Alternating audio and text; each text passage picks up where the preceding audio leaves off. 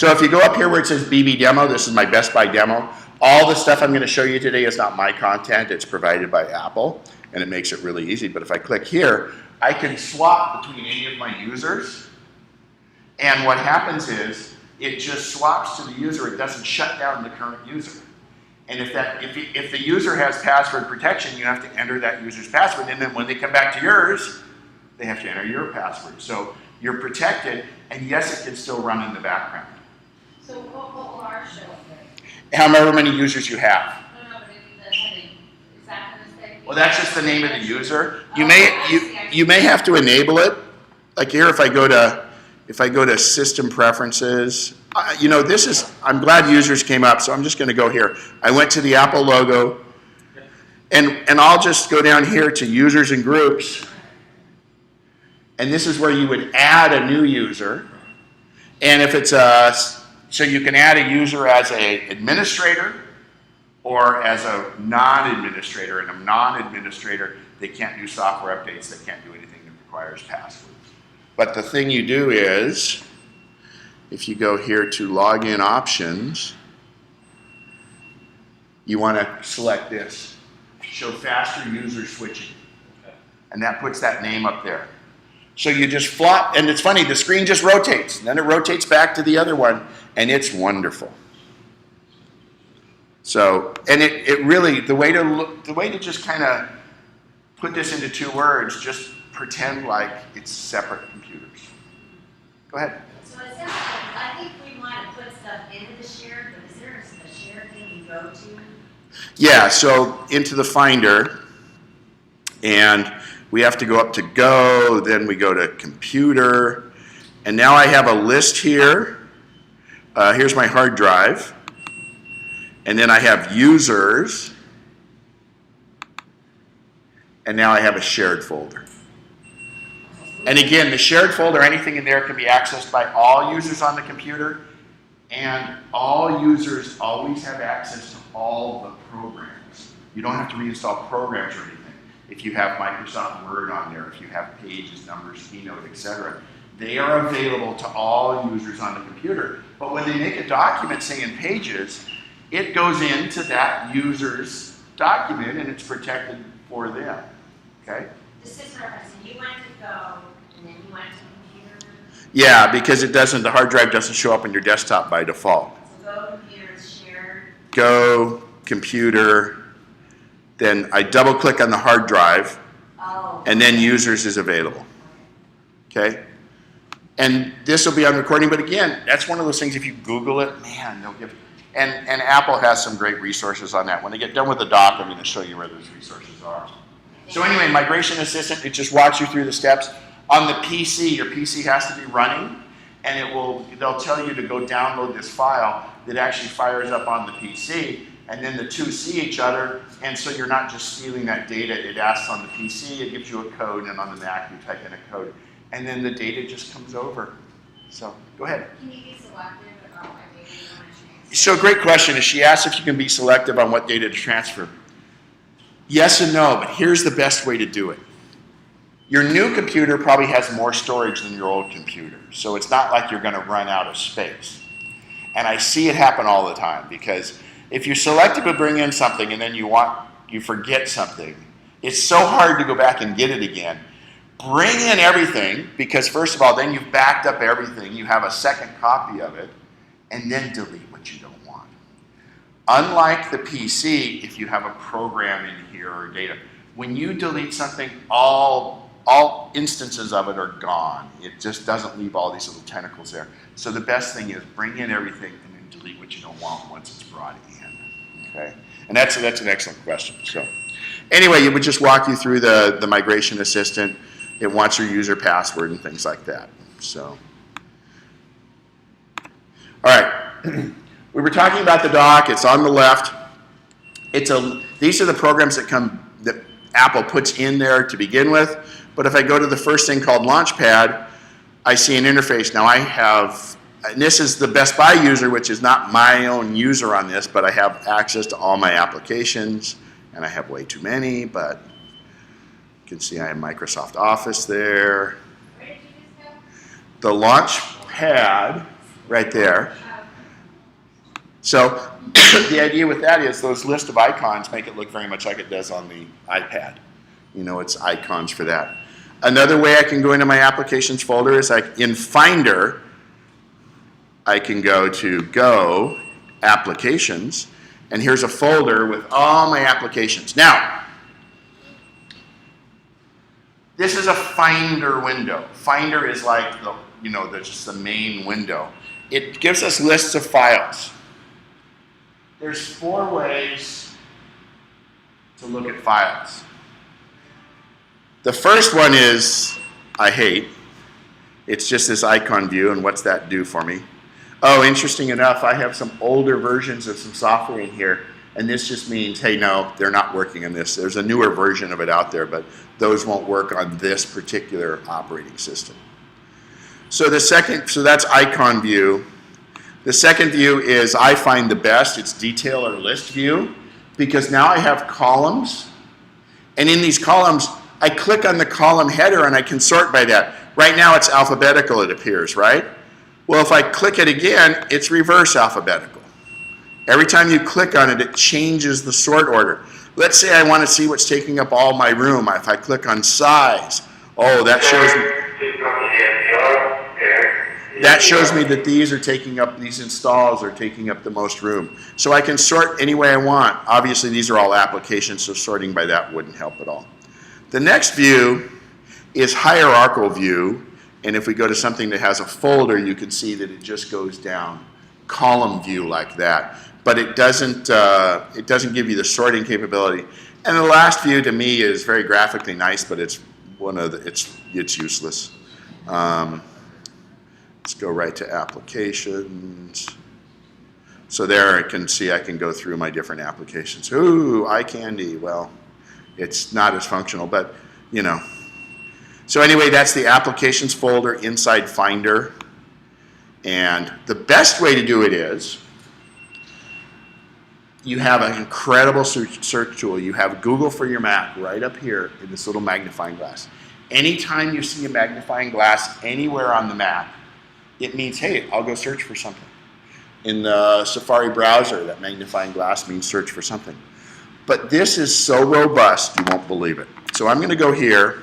Remember, Migration Assistant is what I'm looking for. I just click here and say, oh, I've already had it there, but M-I-G-R, and then it autofills. This is searching inside my entire computer and finding where the word M-I-G-R is. Now, let's go back and find, I know there's a Apple in here. Now, I just type Apple. There's an old program called Apple, and see here, it's listed by what kind of documents and what kind of file types these are. So the top hit is Apple Quartermaster, and you just hit return or enter, and it would fire that up. But if we go down here, oh, in a document, the name of the document is acknowledgements, but the word Apple is in that document somewhere. It goes down and searches, and it only searches within the user you're in, but it goes inside and will read the words in a document and come back with something. So if you have a particular property that's in Cool, California, if you typed in Cool, every instance of Cool would be there. We come on down, inside Mail. Here's Apple's in Mail in these things, in Events. Images, it could be just a tag in the images. Web pages, music, somewhere in there it says Apple, fonts, other, and PDF documents. PDF documents, it searches in the PDF document for words, and it will find whatever word you're searching for. So if your folder hierarchy isn't that great, or if you have too much of it, start big, start with A, P, and then just add more and more and more until it filters down to what you want, because you can get too many results. The other cool thing is, right at the top it says Show All in Finder, and if I click on that, it brings up a Finder window with that same search criteria that we all saw before. Excuse me. So, the other thing is, at the top we have red, green, and yellow dots. Green just kind of expands the window, unexpands the window. from wherever it was. So if I make my window really small by grabbing the lower right corner, and I make my window real small like this, and I hit the green, it's there. And let's take this one and move it. So now I've made two different changes. There, I flip back to that one, flip back to that one. It reflects your most recent size change, and it keeps going back and forth. Now, if I close a Finder window and I come back to a Finder window, it's different in each one. But now I do this, boom, boom, oops. Okay, so if I hit the red dot, it gets rid of the window. Now, if I'm in a program and I hit a red dot, unlike the PC, the upper right-hand corner would usually quit the program. This sometimes will quit the program, which is an inconsistency, which I think is weird on Apple's part, but most of the time it just closes that little window. So if you're working on a word processing document, it'll just close that window, but the word processing program is still running. But your new Macs have a thing where if it's not the front program, just like on your iPhone and your iPad, if it's not the frontmost program, the other program is back there in hibernation mode and is using virtually no energy or any resources of the computer. Because the whole thing was, if you had a bunch of programs running, even if you weren't using them, they would be lagging down your system. Well, now it's only the foremost program, with the exception of if you have like iTunes running in the background or something that is giving you information that you want. On your iPhone, if you're using the GPS app but you're in the browser, which doesn't make sense if you're in the car using the browser. I would never do that. But the background app can continue to run if it's supposed to. Okay, that's an energy efficiency power saver mode. So that's where all the apps, launch bar. The next one in your dock is Safari. I think you guys probably have mission control, which is interesting. Let me get, so mission control. That's interesting why it's not on the dock. I'll skip it then because I don't think it's on them. I'll have to look out here. So Safari. I'm going to skip Safari and Mail right now because we're going to go in depth in them. But they're in the dock. Contacts, you know, if you've used Outlook, if you're using online webmail and things, you may have contacts in there. Yahoo, one of those, you can import your contacts into address book. Unlike, who here was using Outlook on a PC? Anybody? Okay. Outlook keeps things in a very proprietary format. And therefore, if something happens to Outlook or you want to abandon Outlook, it's very difficult to get your information out of it.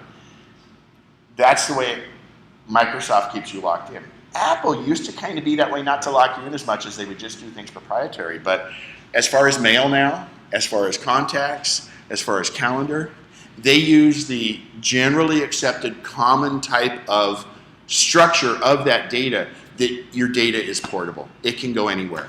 You can export your contacts out to like your Comcast account or bring them from your Comcast account back in. So it's, and the beauty of that is it makes it easy to back up, but secondly, it can be used for other things. If somebody comes along with a better, and there are a lot of companies that make other address book programs, boom, they just let it go in and it syncs with it because Apple's, again, they're big, and I can't stress this enough. They want you to have the best user experience, and they realize sometimes it's not theirs. And you know what? Do they make any more money if you use contacts, their contacts, or somebody else's? They don't care. They developed it. That's part of the price of admission, and they just let you do what you want. Contacts, though, the time you spend curating your contacts is time well invested in the future, because as we get more and more devices, as you might have two Macs, as you might have an iPhone, an iPad, and things like that, your contacts is the thing that syncs on the cloud back and forth. And so the better you have that data, the better it is on all your devices. Okay?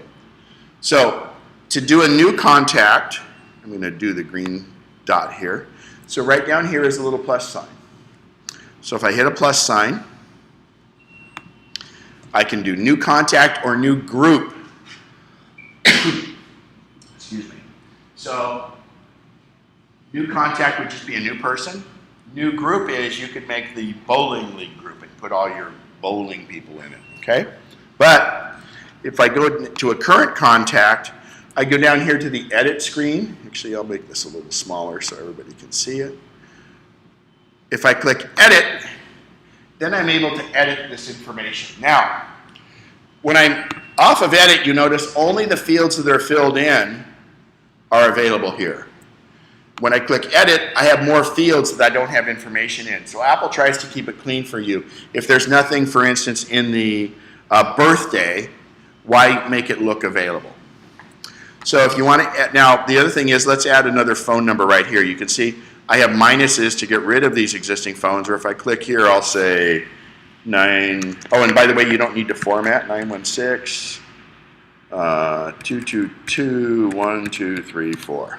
And when I hit return, it automatically formats the phone number for you. Don't spend all that time putting parentheses, whatever you want to do. It'll format it for you. Okay? Now, I have all these phone numbers. Well, let's say I'm in edit. I just want to get rid of the, oh, by the way, let's say that wasn't mobile. I can click and say, oh, yeah, who has pagers anymore? But let's make that the pager number, okay? So you can title those. And that comes very important when you're using Siri on your iPhone. And you can say, call Bob Jones' iPhone or mobile. It interprets them both the same. Or call Bob Jones' work. Call Bob Jones' home. And it automatically knows which one to call. Or if you have 3 numbers for Bob Jones, you say call Bob Jones, it'll say iPhone, work, or home, and then you tell Siri which one to do. So it's important to label those. There's also custom ones, like let's say you've got somebody on there and it's the mother-in-law. You could just, you don't want to make a contact for her, but you could name that particular one mother-in-law when you go to custom. Okay? So if I want to get rid of one, I just hit the minus and it's gone. Fill all the information out. You'll notice that it's grayed out. It gives you the tips as you do it. Like you don't have to fill in country, but as you go along, it would do what you want.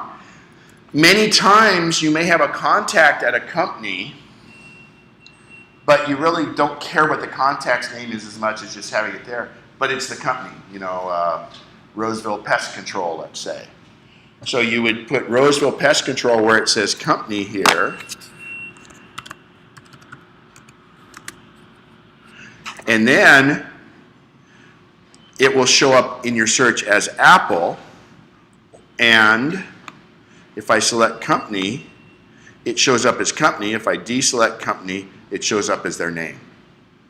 So the difference being is, and if you look, it just shows up as Apple rather than Johnny Appleseed. I'll delete that.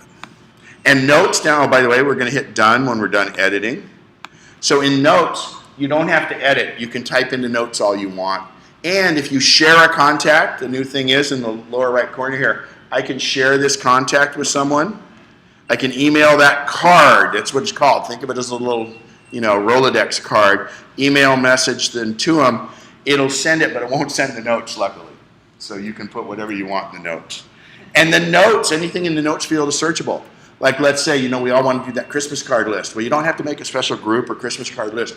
Just go into notes and say Christmas or Christmas card. And then when you search, it'll pull up all the Christmas card people.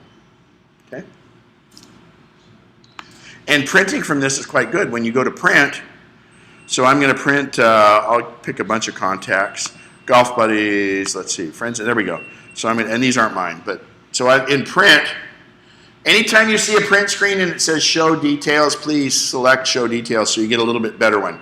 Once you've selected that, it'll always show up in that program. Now, in printing here, look at this. It does a great job of printing envelopes.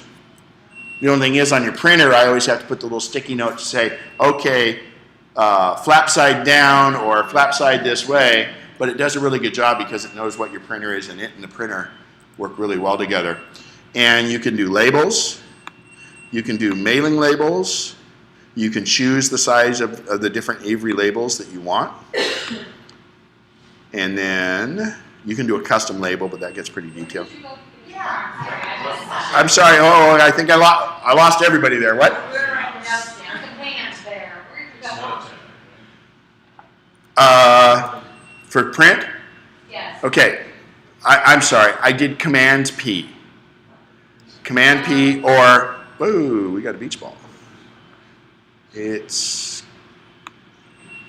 Yeah, there we go. All right. So I'm in my friends and family. If I go to File, come down to Print. Okay? And now that I'm in print, remember the window was smaller. Oop, let me turn that off. It's an automated thing going on here. TV's going on, yes. TV off, there we go. Oh, and the lights. There we go. That kind of glares you guys otherwise there, I think, on the end. All right, so hit Show Details. And then in here, I have different ways. I have mailing labels, envelope. Now, the envelope, because you made your card, it automatically has your return address label up in here for you. And So is it because you're friends and family that they auto-populated all those things? yes, everybody that had it. But what's really weird is if you had somebody in your friends and family, you only had an email address for them, obviously it wouldn't populate with that. But yeah, because I had friends and family selected, it grabbed everyone out of it. I was wondering how it auto-populated. Yeah. And it says 22 items, I believe, right here. So, and you can zoom in. Yes, there's ways to put little graphics in here. That's really popular about Christmas, putting a wreath or something like that on there. But it just does the job right. You can make a list. You can tell the list to not include the photos, for instance. So you just got all these check boxes. You can tell the list to include the email address. And then the last one is, I hardly ever use this, but it's a way to kind of do its own little pocketbook thing. But, you know, these days, that is replaced by our smartphone that's on us and has all the stuff in there. And all you did was make that. The group was already there, but I could do an individual that way too. Like, for instance, for my quarterly tax statements, I have an IRS and a franchise tax board user already set up, and I just print that envelope right through here one at a time. So it doesn't have to be a group, it can be an individual person. So, and by the way, when you do groups, like here's, let's go golf buddies. Okay, I got 3 people there. I'm gonna go to all contacts, and I'm gonna add American Airlines to my golf buddies, okay? So I drug it over there. Now I'm gonna add it again to my golf buddies. It won't let me because it's already there. So it makes it so you can't duplicate it. And so now American Airlines. But if I don't want American Airlines in my golf buddies, I click on it and hit the delete key. All right. Oh, and I'll get rid of my test here. So I'm gonna get rid of this group, and it only deletes the group, but everybody is still in my all contacts. Your pool of contacts is your big pool of contacts. All that making a group does is say filter it down to just these people. I just wanted you just answer that, because when you did that American Airlines, just delete from the group. Just from the group, yeah. So when you drag it and put it in there. You're dragging a copy. Copy. Yeah, you're copying it over. You're saying, okay, here's my big group of cards, and this happens everywhere. It happens in iTunes with playlists. It happens in photos with albums and things like that. And the funny thing is this is, again, the beauty of Apple. The way this is laid out is very similar to how it's laid out in iTunes, very similar to how it's laid out in iPhotos. You know, you learn it once, you learn it everywhere, kind of. So contacts, again, the time you spend on contacts, and it's really important that you put the first name where the first name should go, et cetera, because it really helps in the long run to curate your data. But if you screw it up, you know, it works. All right, so that's contacts. I'm going to quit contacts. Next is calendar. You know, how many here are still using a little paper calendar? Everybody's using an electronic calendar? Good. Yeah, you know it is. And so what happens is that the transition has been more and more to a non-paper calendar just simply because it's on all your devices. You don't have to worry about it. Especially as a guy, you know, we have a person, we can put a little minor calendar in and stuff. So do whatever you're comfortable with. A calendar is very, very effective, and it does sync with all of your devices. The other beauty is you can take a calendar and share it too. So, go ahead. Okay, so we have, don't boo us, but we have Samsung phones. Android. The Android. Is there a way to sync that with the Mac? Yeah. Everything is running Yeah, so again, Apple's trying to be not exclusive, and so what they allow you to do is with an Android phone, you have a Gmail account, Right. and your Gmail account has a calendar, and so you also have contacts, and contacts and calendar can easily sync and use your Gmail information, and they cross-pollinate back and forth with one another. So you can do that just fine. And you can do that just fine now. Yeah.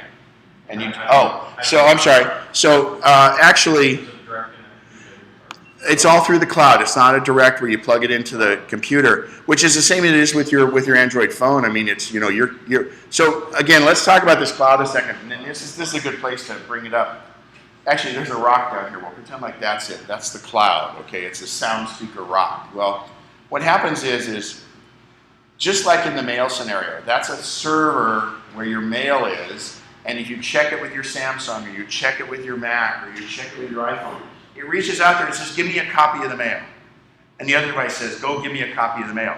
So my devices never sync to one another. They're all going out and checking the mail. And you go get a copy. You don't actually get that piece of mail, you go get the copy. And it may exist on that server forever, or it may exist on that server for a month or whatever, but once you've got your copy, you've got it on your device. Contacts, calendar, even with documents in here, you have a little spot there, and when I just added, remember a second ago, we added, well, we didn't add, we changed it, we added a phone number to Johnny Appleseed. So it was on this. It would have gone to the rock and changed it there, and then when my other devices check in with it, the changes come back to it. The beauty of doing it that way is it always has the most recent. So let's say I'm out and about and I immediately change it on my iPhone. It doesn't change here until this thing gets on the internet.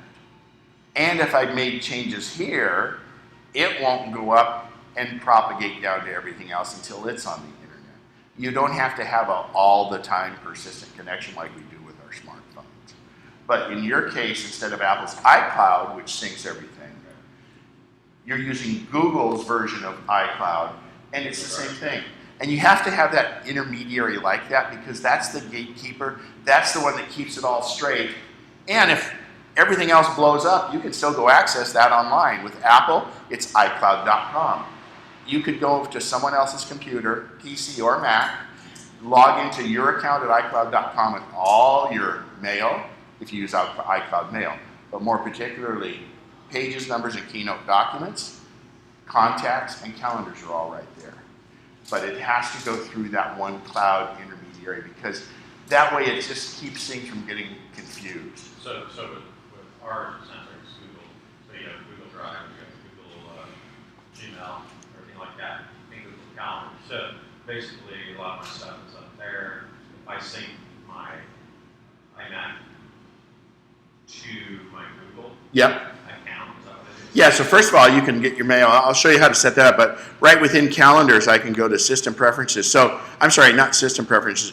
So the apps themselves have preferences, usually right here, preferences, and you can say which calendar to sync to, but then I go to accounts here, and I could add Okay, Google, Outlook, etc., or other.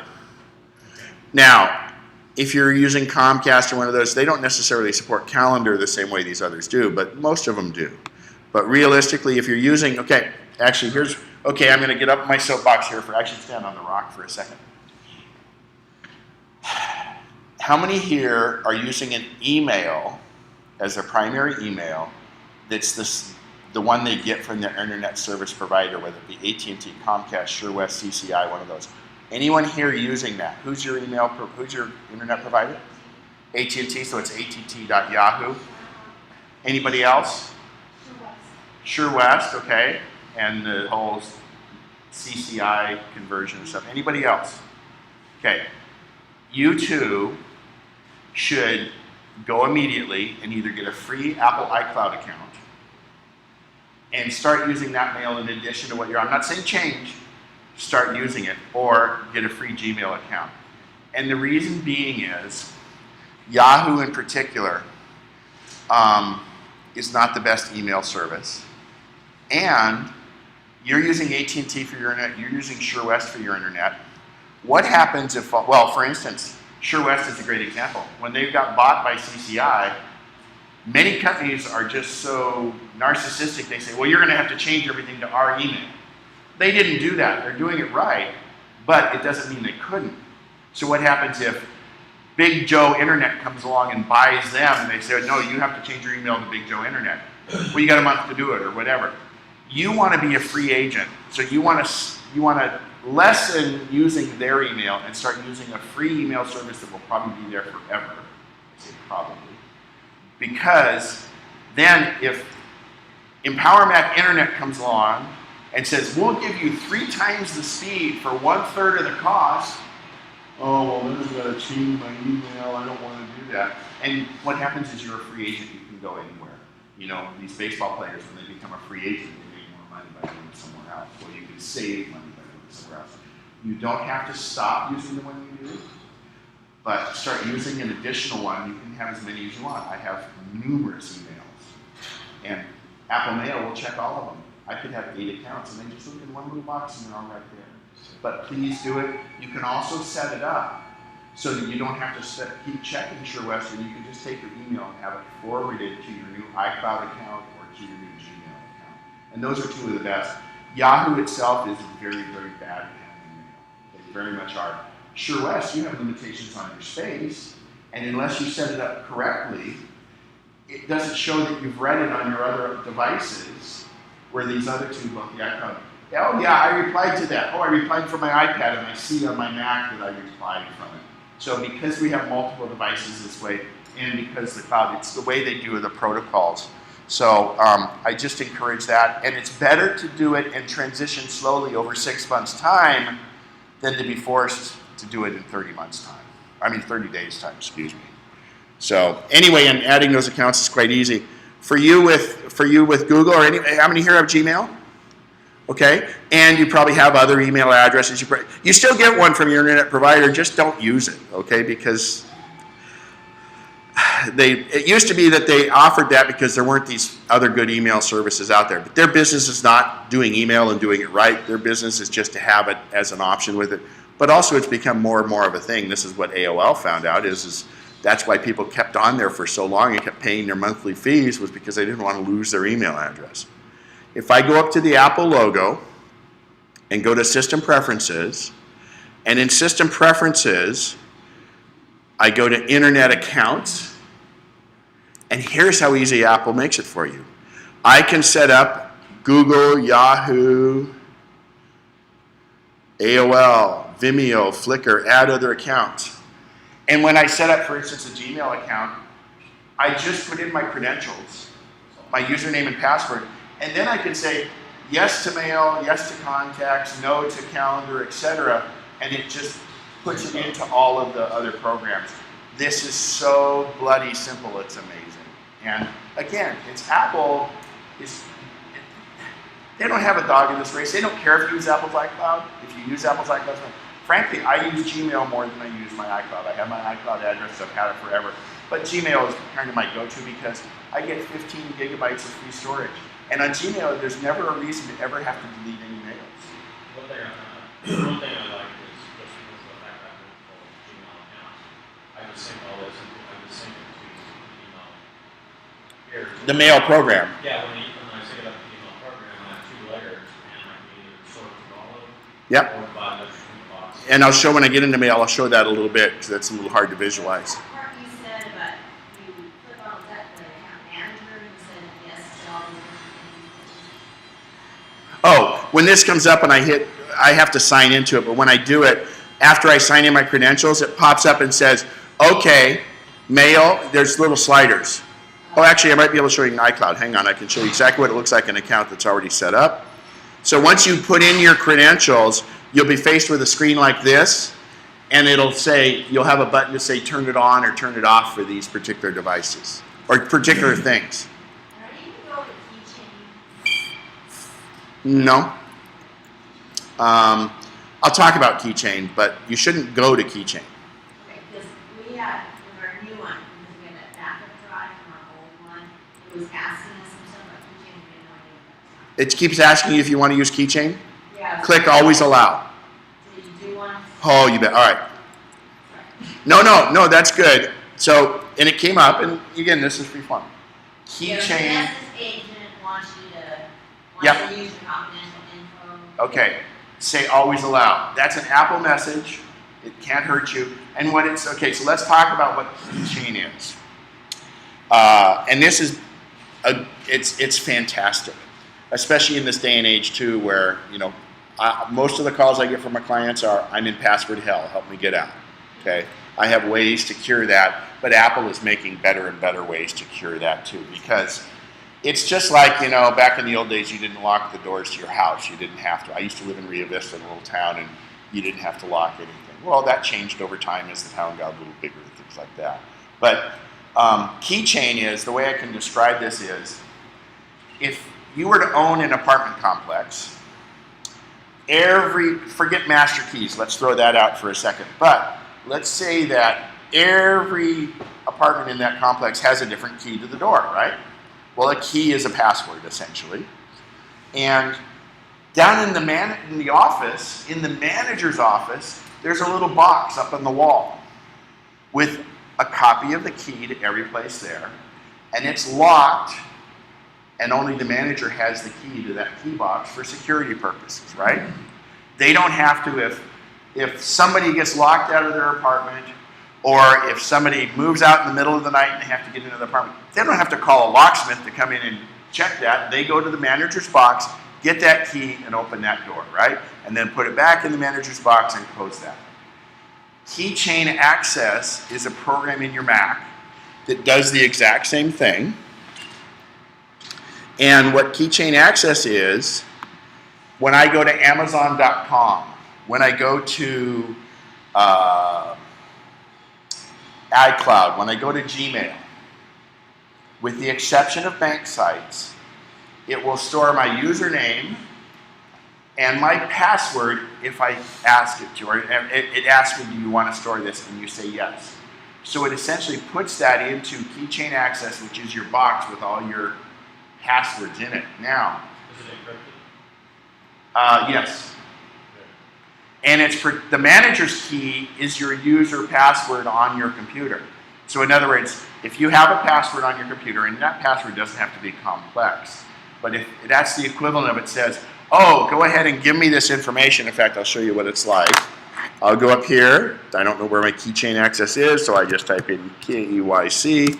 Now, please treat Keychain Access as read only. I do not want you to ever edit anything inside Keychain Access, because if you and your spouse, if you're at home and your spouse is out to work and you change the locks at the house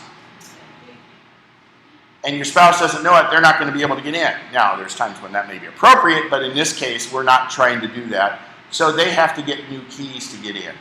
So you don't change it here. You would change your password in Amazon.com. You have to log into Amazon.com, change your password, and then what I do immediately after I've changed my password is I log out and I log back in while I remember that brand new password, and it says, oh, do you want to update your password? So it says, should I put a new password in the keychain for you to replace that old one that's no longer good? And you say, yes, update password. And now everybody can get in the house because you've given the keys, not the house so much. But remember, the password for Amazon, if I change Amazon, doesn't change my Gmail password. If I change the locks to the house, the keys for the car are still the same. Okay, so, but don't change it here. This is just the storage place. You actually have to change the password somewhere else. And I know, password hell, it's tough. Yeah, we came up, we didn't go to us, so we went to not. Yeah, but next time you go to that site, it should ask you. So it you can't like access and say always allowed. Not, well, no. But it should pop up again. It just, So when it does, deny it should be a one-time deal. So what she's asking about is when you go to a site, because they migrated their information in from an old computer, for safety's sake, they're saying, well, do we want to use this old password you have stored? And you do, and that's the beauty of migration. For instance, if I take and do a backup and I bring that stuff in, all my passwords come in. from my old Mac. And obviously from PC to Mac, I'm sorry they won't because they don't have a keychain type thing like that. They have some storage, but it's not the same thing.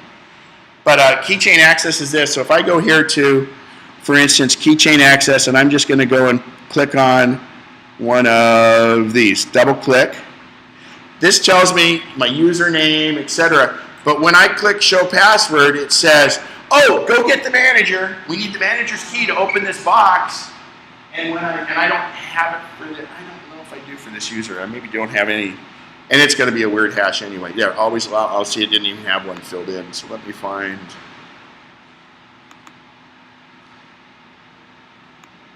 There. So this means it'll make up a very long password for you if you want, but don't let keychain do this.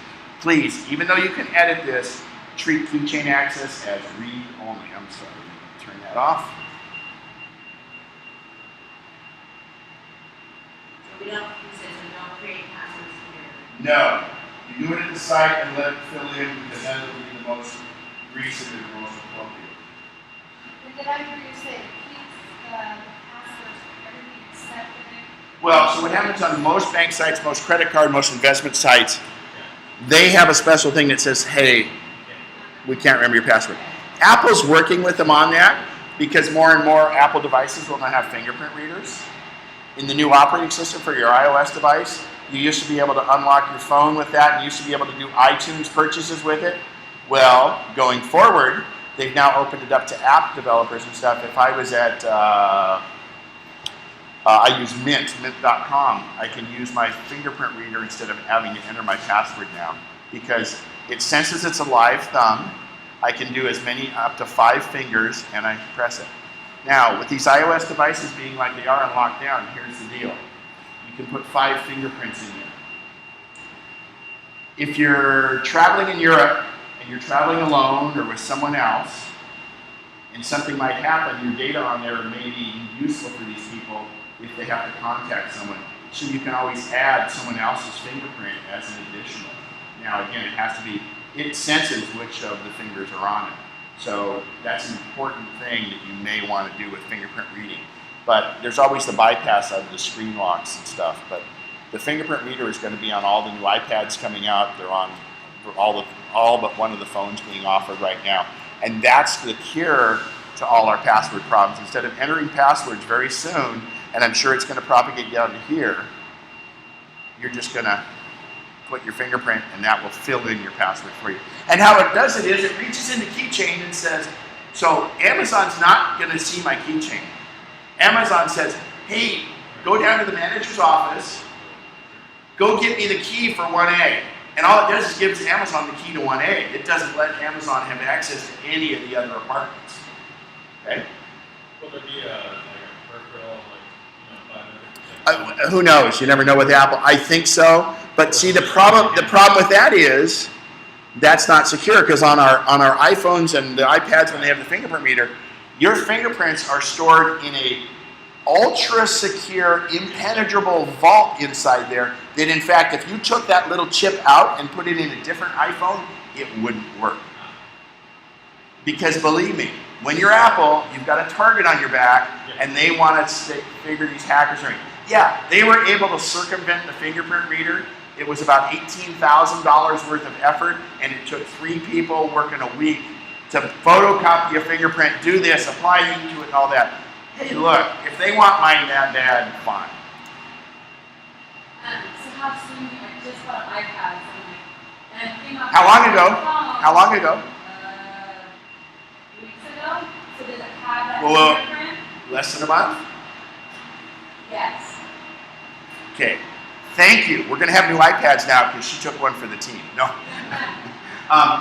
You usually have a 30-day return policy. October is when the iPad events are. Did you get the full size or the mini? Full size. So you got the Air. Okay. Yeah, the Air. The full size is the Air. It was introduced last October, and what happens with everything is they have a 2-year cycle where the improvements in the Air this year will probably just be a fingerprint reader and not a lot more. And to be honest, that's not as big a deal as it is on your phone.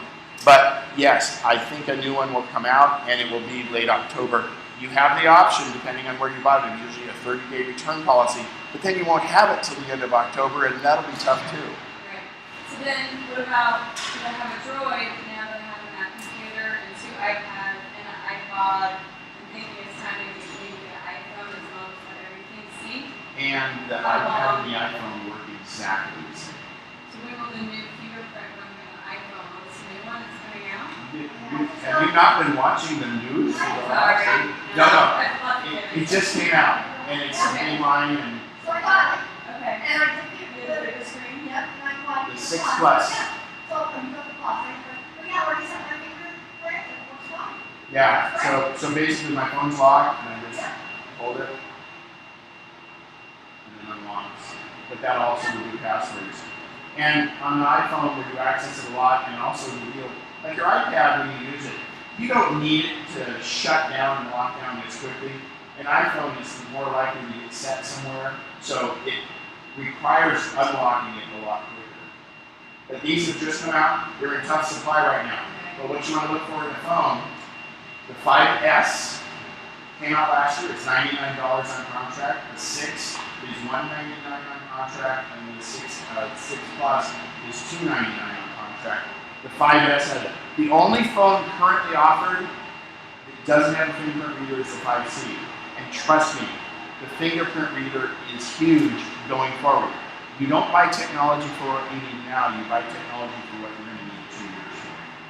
So for Let's see future, if I can. you want to look at, Thank you.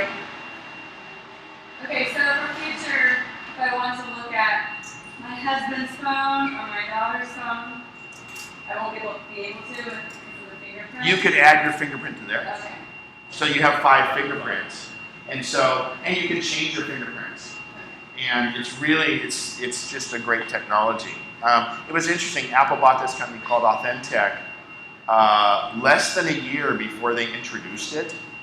And to be able to buy this company and put it in an iPhone in less than a year, to me, is remarkable. And it's really good. Unfortunately, Samsung had a fingerprint reader, and it was very easy to hack. People were getting it. It's not, it's a Me Too case in theirs. Oh God, that beeping's done. Thank you. All right. So we spent a little bit of time on keychain access, but that's okay because password hell is just that. But the beauty of it is, and another reason why you would want an Apple product, if I go to fidelity.com for my investments and I enter my keychain here, if I turn on keychain in the cloud, it fills in the keychain here and everywhere else. So in other words, I have 2 Macs, I have an iPhone and an iPad. I enter it into my keychain on one device and it propagates to all of my devices. And God, how good is that? Especially if you update the password. If it needs to be updated, it'll update it on all the devices. So, and Google Chrome does a good job with that too, but it's only websites in that regard. Did you say that the password update automatically? I don't have to, I don't do anything. No, so if as long as you have what's called iCloud Keychain on, it's in your iCloud settings. If you change it, just like if I changed Johnny Appleseed's phone number, well here you updated the password on one device, it updates on all your devices. The iCloud. Yes, You have that. yes. All right, so notes. Notes is really just kind of your little notes and different things, a shopping list, whatever. The beauty of this is it syncs to all your iOS devices. So I could have a shopping list. I could have a Costco shopping list, and I can add and delete things from my computer, and it propagates down to my phone and everything else. The next thing is Maps. Maps, we have Google Maps. Google Maps is very good, but Apple developed their own mapping program, and part of the reason for that is because here's the Champs-Élysées, or the Eiffel Tower, excuse me. That's easier for a gringo like me to say. But if I want to go like this, bless you. Actually, it doesn't show up here because this isn't my account. But I would also, if this were on your own account, you would have an option of sending that directions or that location directly to your iPhone or your iPad right from there, and it'll show up. You tap it one time and it opens in Maps. So it shares the Maps locations. If we go here to Hybrid View, and we'll go 3D, Come on.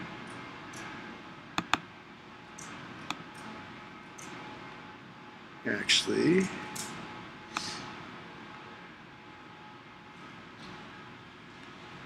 it's not letting me do 3. There we go. 3D view. Look at this. I can move around. I can spin around. I'm using my little trackpad. I'm sorry? If we did it here, somebody can go outside and wave, right? Most of the pictures in these are about, about a year to 18 months old. But you can see the 3D effects, that you can see the buildings. And this is where our navigation is going to very soon. I mean, rather than just seeing a street name, a lot of times it'll be by seeing landmarks and things. But that's all in Apple Maps, and it's really quite robust. Unfortunately, at this point, you can only do point-to-point navigation. You can't do multiple waypoints, but I think that's coming. Google Maps is great for that.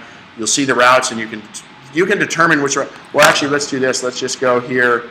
We'll go out of 3D. I hit the little arrow, shows my location. That's pretty close to where we are. And let's say Starbucks. There's always a Starbucks, right? If I would spell it right. Starbucks. So now it drops on the map. It drops these pins to different Starbucks. And let's say I really want to go to this one over on Fairview. So I click that. I click I for information. What's really cool about this is it gives me the phone number. So if I was doing this on my iPhone, I would click it and call them. I have their website, their address, and I can add it to contacts. I can do whatever I want. But here if we say Yelp is the crowdsourcing, like reviews and things like that. So if I click more info on Yelp, it takes me right to the website and does that information and shows the hours and everything else. Go ahead. So this is like if you are lost somewhere and you're trying. Yeah, but it wouldn't be on your Mac so much because you're probably not going to have internet connection. But it's the same thing. I mean, your phone has this with the Google Maps in your Android. But the nice thing about this is you can do it here, and I can print my directions here. But again, Google Maps is great, maps.google.com. But the real advantage to this is if you have an iPhone or an iPad, I could put in this. Click here and say share with my phone or share with my iPad, and it instantly shows up over there. Since this isn't my user account on this one, that's why it doesn't. Okay, that's Maps. And messages, this is chat. You can also text message. If people have an iPhone or an iPad, you can text message them from your computer, only if they have an iPhone or an iPad. FaceTime, this is a great one if you want to do video chatting. Yes, Skype works on the Mac, it works on the iPad, works on the iPhone. Skype is now owned by Microsoft, and they're still doing a good job of supporting it. Photos we're going to go into in a second. And let's see here. Photo booth, if you have kids come over, it's always a pretty fun one. It doesn't work too well here because of the darkness of this room. But I can do funny pictures if I hit effects. Actually, let's boost my screen brightness. That'll help a little bit. Boy, that looks pretty spooky.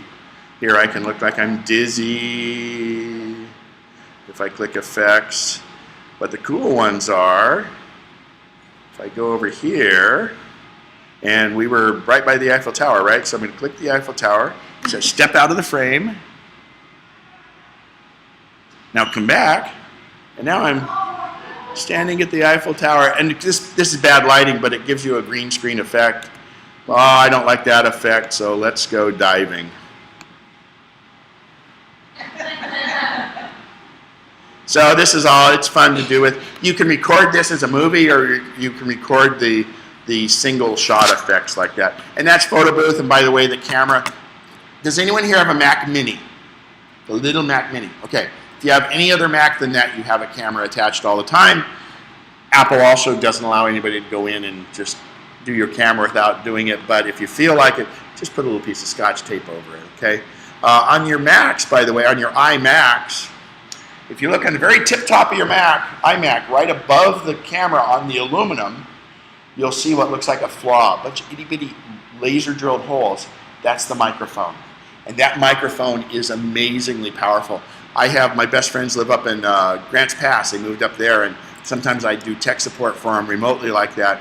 and I have to ask him to turn the TV down in the other room because I hear it so clearly on there. And it's this itty bitty little microphone.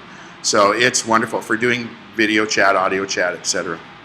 Pages, Numbers, and Keynote. These are great programs. They're built into the Mac. They're free.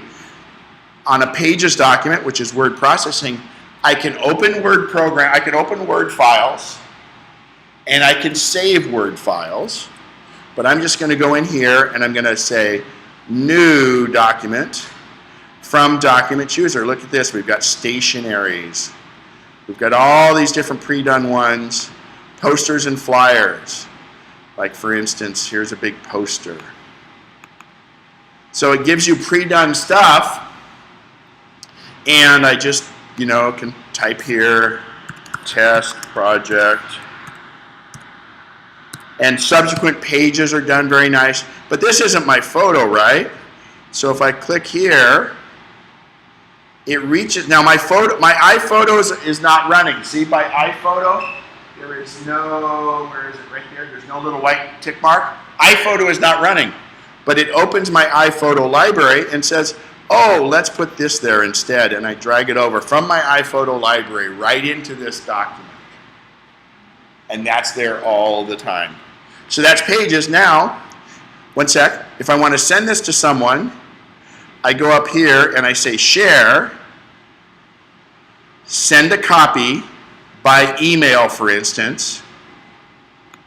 And when I send it by email, my options are as a Pages document. And by the way, with PCs and people that have Macs that don't have Pages loaded, it's Pages, Numbers, and Keynote can be opened in a modern browser, and it can fully work on the document just like you can in a browser. You don't have to have the program. Apple gives it away for free here. They don't care about doing that. I can send it as a PDF. Now, anybody got any idea why I would want to send it as a PDF? Cannot change. Great idea. The other thing is many times you'll make all these fancy fonts and everything else. If the other person doesn't have that fancy script font that you spent so much time getting everything in the perfect spot, and when they get it, it's all garbled and like this, because they don't have that font on their machine, or they're opening it on Word, or they're opening it in another device. So if you send it as a PDF, it's like taking a picture of it and sending the picture. The nice thing is, though, all the text on it is not editable, but it's searchable. If you send a photo of it, it's a photo of text instead of the actual text. Look at this. I can send it as a Word document. Now, be careful, because Pages is much more capable than Word is, and there may be some things that don't work over to Word. So if you are going to send it as a Word document, think of the lowest common denominator. Use common fonts, and don't make a lot of fancy things on it. But they can go back and forth. You can open Word documents, and you can save Word documents. And if you all have a Gmail account, you have Google Docs also, or Google Drive now, and that's fully Word compatible. The last one is EPUB. You can publish your own book just to get to people that way. If I want to print this, if I go up to print, everywhere on the Mac I have print. So the first time I hit print, I got to hit show details. Now, I can print this, but let's say I've got to the screen and I want to do a PDF. I can save the PDF, or I can mail the PDF, just like we did before. So if I just say, well, mail this PDF, I just click on that. It automatically fires up mail and puts it in here.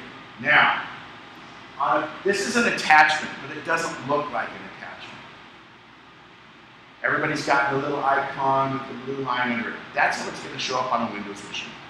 Or if this was multiple pages, it would show up as an icon. But Apple says, well, why don't we just let you peek and see what it is? So you're just seeing what is a picture of that little attachment, rather than that little icon with the blue line.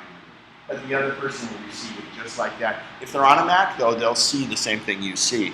And then if I click on that, it opens it in Apple's Preview, which is a PDF reader. You do not need Adobe Reader. Okay? So again, we took it. We can save it however we want. It automatically went to mail. So that was Pages, and it's fantastic.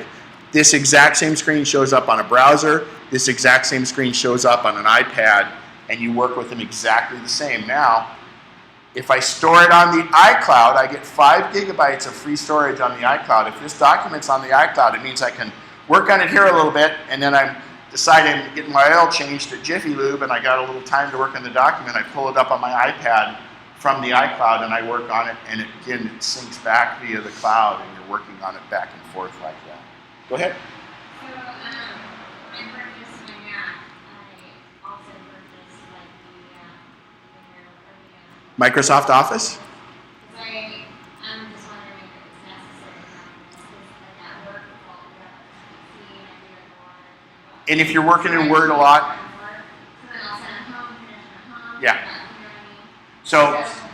so good example, and I encourage you to do it that way. If you're working with Office somewhere else, it's so much easier because these files work back and forth. They work really well. If it's in Word, bring it into Word, because then you see what's correct. You don't have to worry about, are they going to see what I'm really seeing or not? But the same thing still holds true about fonts. Now, Microsoft Office installs extra fonts, which is good. But if you use a font like Arial or Helvetica or one of those, they're cross-platform. Just be careful if you get into really fancy stuff, the other person may not see that particular font. Hang on one second, I'll get your back there. Turn off the TV and lights again. I think that's our last one.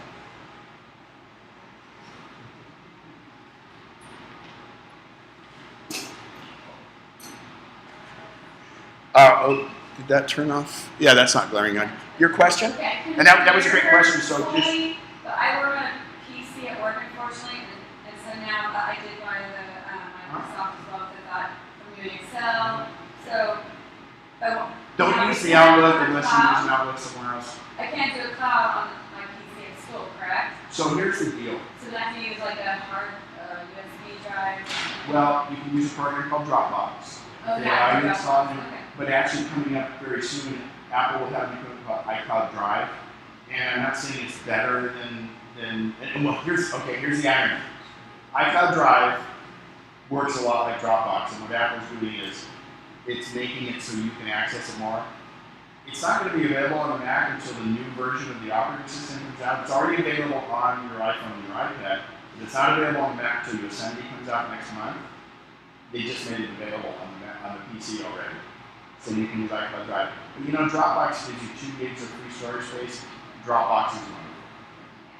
Now, if you don't have a Dropbox account, ask someone in here if they have a Dropbox account, have them send you a referral. You'll get a ½ gigabyte of free storage, and they'll get a ½ gigabyte of free storage. So if you need a Dropbox referral, you can send it to me, but I'm full up with all my referrals, so it's a good thing to kind of source or husband and wife back to one another. So 2½ gigabytes of free storage, and that's the way to do the files. But the whole deal is if you're working on a Word file, open it on the Mac, do it back and forth. Just, you know, it's all about making it easy. The other thing Microsoft has is what's called Live 365 now. And you can get into that for, I believe, it's about $6 a month. And it essentially does like iCloud, where it puts your documents on the cloud. And you access, in fact, you don't even have to buy the program at that point. You're accessing your documents up there, and as long as you still have a valid subscription to it, you'll be able to work on your documents on any computer. You're signing into your account and do it that way. It's called Live 365. And it's a good way to do it, and you don't have to own the program then. That's really that software rental kind of business. And it's really actually, price-wise, not too bad when you think about it, because it's beneficial. The only problem they have on work machines and things is whether they allow that kind of access to that stuff up there. And that's just the IT people in their call, and you can find out from them. But Dropbox usually allows, Dropbox for cross-platform. I have Dropbox on my iPad, on my iPhone, on my Mac, and on my other Mac. Now, on your computer, Dropbox is just a folder. Treat it like a folder. Treat it like a documents folder. It takes up room on your Mac and your PC, but on your iOS devices, it only shows you your file, and not until you click on it does it bring the file in. Because you know we're space limited on our iOS devices. So, good scenario. You had a question? Well, I was just saying, I've been struggling. I've been a PC user because the business world all my life, and that's been such a practice there with Office, with everything. And I'm in IT, but a lot of the stuff I've been management, so the Excel, everything I do, I've learned in the last, since we got in there a couple months You know, Pages, I try to use Pages, I try to use numbers, but I still use Excel. I'm a Mac guy. It just is formatting with Excel is a nightmare, and so when I send it out to somebody else, if I've saved it then, and it goes into Pages, it's supposed to be easily compatible, but it isn't, and it has a lot of formatting issues when I send it out for viewing of others that have Excel, even though you save it in an XSL. Yeah, the problem is that it can do more, so therefore it's kind of doing it without you knowing it. But you know, you have Google Docs, you can use that if you want comment. But you know what? It's just sometimes easier just to use that. I use Excel most of the time because I used to do a ton of stuff in Excel. But if I'm making a nice presentation or something where I want charts and all that, I'll use numbers because it kicks butt on that. But it's accepted. Use whatever's easiest and best for you. The one thing I do as a tech is I don't want to reinvent anybody's workflow. If your workflow works for you, use it. I don't convince people to go away from Outlook because we have Outlook on the Mac, but I encourage them to. But hey, look, if you've got the routine down, continue to use it. You're making the big jump on learning the operating system of Mac. Let's not complicate it by learning new programs at the same time unless you don't have that paradigm to break. It's actually, there's just two versions for the Mac, and it's the one that comes with Outlook and the one that doesn't come with Outlook. And if you can get by without Outlook, use Apple Mail, because going forward, it's more portable. And then I'll work on it for iOS. So Microsoft Office 2008 and 2011 and Live 365 all work on the current Macs. It's 1 year behind. It's 1 year later. Microsoft Office 2011 is equivalent to 2010. Okay. Microsoft Office 2008 is the equivalent to... But do they have 2013? No, it's Live 365. But see, we aren't... I just went to a Microsoft accreditation thing, and it's supposed to be coming out. But it's still fairly compatible. Macros don't come over, though. Oh, actually, macros do finally now. Macros, they didn't in the old... Yeah. It's an optional load, make sure you do. Sorry, we're out in the geeky weeds here, okay? You mentioned it with the new operating system, Yosemite. Uh-huh. And so, now, we just bought ours yesterday, so is that Mavericks? Or what is it? Yeah, and it's really expensive. To switch over? It's free. Okay, so when it comes out. Yeah. it's up- So when it comes out, there'll be a little reminder thing saying, hey, you've got updates. And whenever you see you've got updates, you know it's from Apple. It's great. By the way, if you are running Microsoft Office, make sure you turn on the updates, automatic updates. Go through all your updates. There's about 6 or 7 of them when you first install it, even if you're running 2011. So just make sure you do all your updates on that. But in this case, yeah, it's called, the current one is 10.9 Mavericks.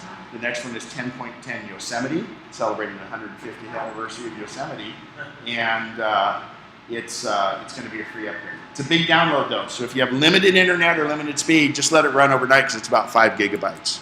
I've been running it; it's pretty cool, and it'll do certain things like if you're working on an email on your iPhone or your iPad, and you walk up next to your computer, it says, "Oh, do you want to work on this here?" And you just tap it, and you continue typing your email or your numbers document or whatever here from there. Okay. So if we just bought our computer a couple weeks ago. No problem. Apple got your money. They're going to give this to you for free. That's been their trend lately, is to give you free updates to all that stuff. Because here's the deal. By Apple making sure the users are on newer operating systems, it forces the developers that make all these apps, the ones that are not Apple apps, to keep updated too. This is the big problem in the Android community, is there are people that run in old Android operating systems, and they're still having to support those with all of these different apps. This way they've got a lot of current people in there, and boom, they're... Hi. Just walk through just for a second. Oh, sure. Welcome.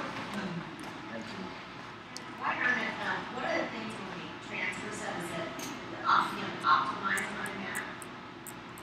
It said, A program?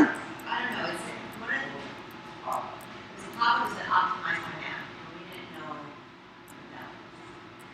Well, nothing can hurt you, but I don't know if I've seen that. What'd you do? I think we just, Okay, you did right. I don't know. See if it comes up. I don't know how optimized. And that was in the migration. or well after it. Were you at a website? So if you guys are going to get these pop-ups from MacKeeper and all this other stuff, even on PCs, you don't need to defrag your disks anymore or anything like that. Most modern operating systems do all that stuff behind the scenes. So don't feel this compunction to have to do any of these things that say they do something better because it does it inside. You know, why would Apple not do something? They're giving you all this for free where a program can do something. I'm not sure on that one. Okay, so you haven't heard that. Google it. Okay. Or email me, I'll Google it and email you back. Okay. Yeah, Yeah, that's fine. And a lot of times if you can take a picture of your screen with an iPhone or something like that, because the exact verbiage is a lot of times what we need. Oops. All right. Oh, so now we're going to go into the meat and potatoes, Safari and Mail. Oh, actually, before I do that, we're going to go down here to System Preferences. System Preferences is kind of your spot where all your different things you want to do on your computer. But what's really cool is we've got a magnifying glass in the upper right up there. And if I want to say it's called, on some computers it's called wallpaper, some computer it's called desktop, whatever it is, I'm just going to type wallpaper. Look at that. It says wallpaper must be in desktop pictures. So I'm going to click on that. And there I'm going to go back and I can choose it. I can change my picture every 30 minutes. I have one client who does it every 5 seconds. That would annoy the heck out of me. Of course, it wouldn't annoy the heck out of me because I never see my desktop because I got so much stuff on it, kind of like my real desk. So I'm going to go back to the original Mavericks thing, and I told it not to do it. Screensaver, you know, this used to be a thing where you had flying toasters and all that and have a lot of different choices. These days, because our screens don't burn in like the old CRTs did, you don't need to have a screensaver. In fact, usually you want your screen to go dark before the screensaver goes on, just because it's more energy efficient and it saves the light on the computer. But if you like it, you can do it. Some computers are on 24/7, they'll have a clock, or you can have it go in and see your entire iPhoto library and they'll just come up.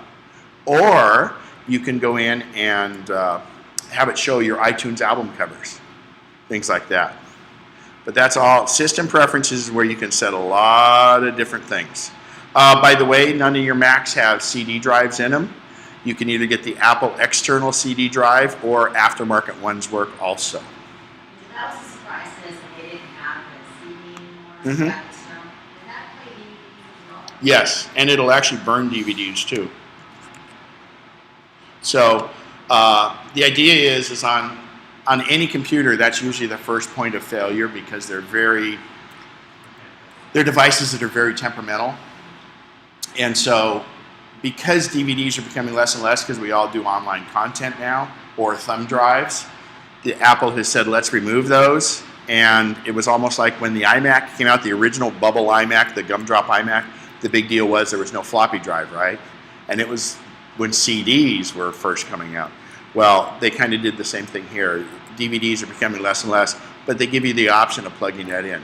I will warn you that if you have an older Mac and a newer Mac, and if you buy the Apple external, it will only work on the Macs that don't have CD drives. I couldn't plug it into this because I have a CD drive. But the aftermarket ones work fine. I go to Fry's and get them for 35 bucks. So here I think they have them, they're probably close to that.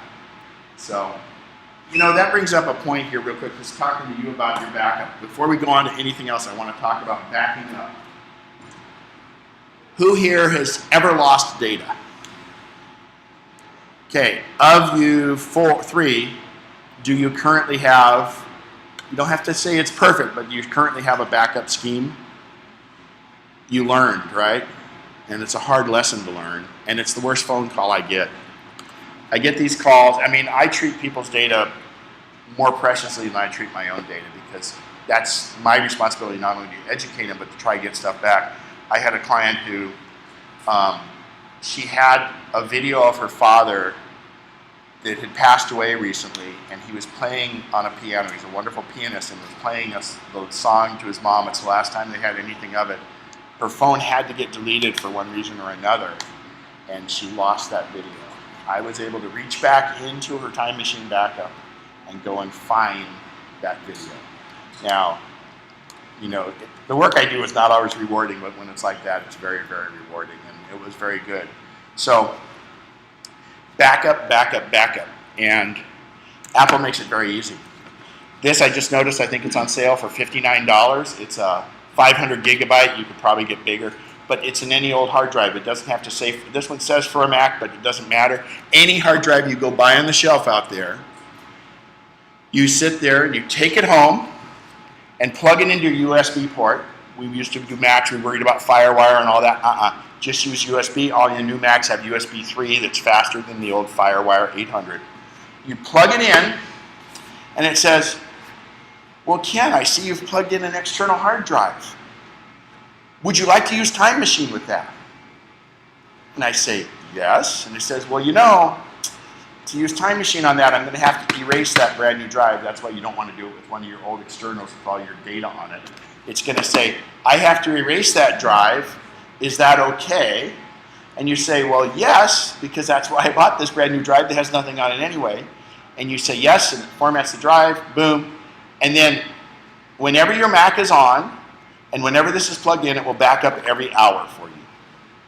Now, the first backup will take a long time because it backs up everything. After that, each subsequent backup is only any new data you've created. If I make 3 new Pages documents, that's all it has to back up each time.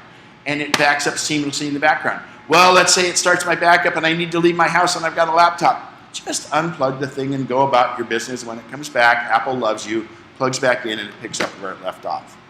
When your computer's asleep, it has nothing to back up. You're not creating any new documents when it's asleep. Also, if you have this unplugged from it, the next time it plugs in, it says, well, it's been 3 weeks. Actually, it'll give you a reminder. It says, it's been 3 weeks. It backs up everything that was created new over those 3 weeks. It works very much like a DVR does for your home television, where once it gets full, you can either say, okay, let's archive that, or do it like the DVR is, okay, the oldest stuff that's already been deleted, we're going to push off the back for newer stuff. Now, the hard drive like that, Apple has a solution that's called an airport time capsule. I feel like Vanilla. It's an airport time capsule that has a hard drive inside it. It's also a router. These start at $299, but the beauty of it is with a laptop, anytime it's within range of this, it starts backing up your computer and goes away. You don't have to plug anything in. Not necessarily needed if you're on an iMac, but if you're on a laptop, it's great. But still, this or the bigger version of this, I recommend the small ones for your laptops because you don't want to keep looking for a spot in the wall because the USB powers this. On the other ones, you need to have a wall plug on it. Now, it's called Time Machine because if I go along and I create a document, when I'm done with that document, I send it away, and I figure I'm done with that document forever. Well, you delete it, you throw the trash away, you have a Time Machine backup, and 4 months from now, somebody calls up and says, you know what? That mail, the U.S. mail carrier screwed that thing all up. It's all shredded to tears. Do you still have that document? You go, I deleted it. You can reach back into Time Machine and find that document and recover it. Let's say we go through and all of a sudden we're going to spend the afternoon fixing our contacts in our address book, and you really screw it up. I could go back to yesterday and say restore from yesterday. You can do that everywhere, along with your photos and things like that. That's why it's Time Machine. You can go back in time, and it actually shows you on a time scale. You go, well, you know, I remember I had that file in June. I'll go back to June, and I can go find that file. So you don't want to mirror it. You want to do 2 different backups. I'll talk about it in 1 sec. Let me answer your question. I'm a little confused. So the only time that Time Machine is available is when you plug in that. Time Machine's a program. Okay. The hard drive is the device, and it just so happens that thing's called a time capsule, which is the device.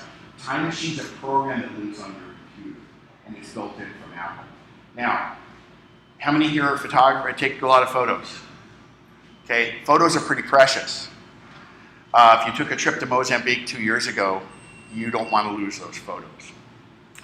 Unfortunately, the people in Shaky Springs and just up at Weed, those people might have had a Time Machine backup. They lost their computer and their Time Machine backup. So what do? All of your important data should be backed up in three locations. First of all, it should live in 3 locations. First of all, it exists on your hard drive. If it's the pictures of your trip to Mozambique, they're going to be on your hard drive. They're also going to be on your first time machine backup that sits next to your computer. And I'm not saying, you want that one to be next to your computer because you want it to back up all the time you're working.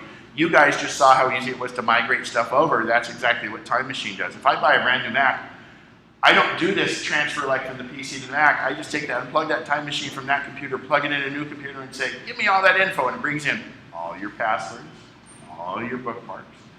Now, for your secondary backup, the third spot where your data is, you can use online backup, which are very slow.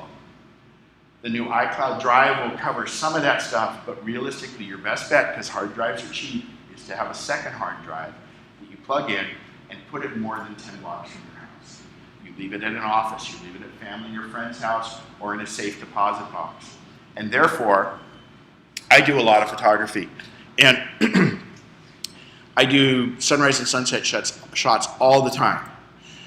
If I'm doing a bunch of those, that's fine. But if I take a trip to Vancouver, British Columbia, and I come back and I have a bunch of these photos, when I load those into my computer, they go to my Time Machine backup, but I go to the safe deposit box and I go get my second Time Machine and plug it in to back up that information, and then it only exists where my other devices are for that short time, and then I take and put it back in the safe deposit box. Now the beauty of it is, the computer can sense which Time Machine backup it is, and they peacefully coexist with one another.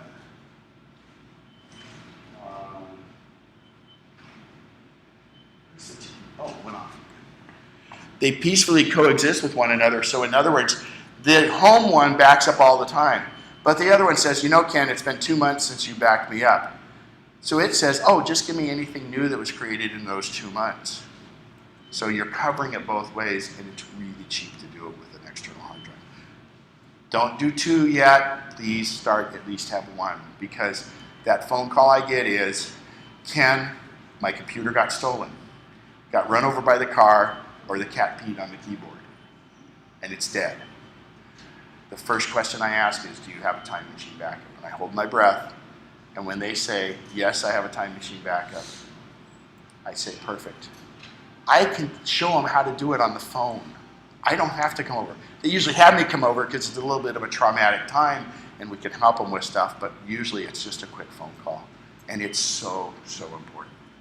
So external hard drive, I lost everything at work, and I should keep that one separate at work to have all my music on it and my documents. No, are you talking about a work computer, or are you? Yeah, so I'm a high school teacher, so I don't want to, it's nice when I'm working at home, but I probably should keep that external. I brought it home, but you're saying if my map is safe, clear that entire external hard drive to Use a new hard drive. Don't use a hard drive that already has backup data on it.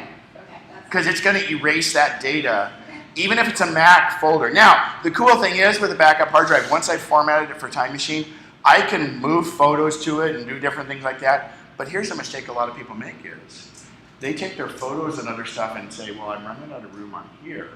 And they move it to an external hard drive. If they move it to that Time Machine and that external hard drive, how many places is that data in right now? Yes. 1. Because they moved it off of this hard drive. So never store something on an external hard drive thinking, well, that's my backup drive. Well, no, it's not your backup drive because it's not backing up anything that still exists here. So hard drives are cheap, go big, and just keep using them. But remember, if you put something from this device, from your main computer, if you move it to another device, it's only on that other device.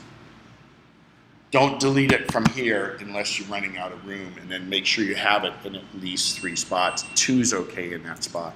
Hard drives fail. I mean, was your data loss a hard drive failure? Yeah, yours back there too? Computer failure. You know, Mac buys hard drives, they buy optical drives, they'd say they don't make those things and they fail. I'm still confused with Time Machine.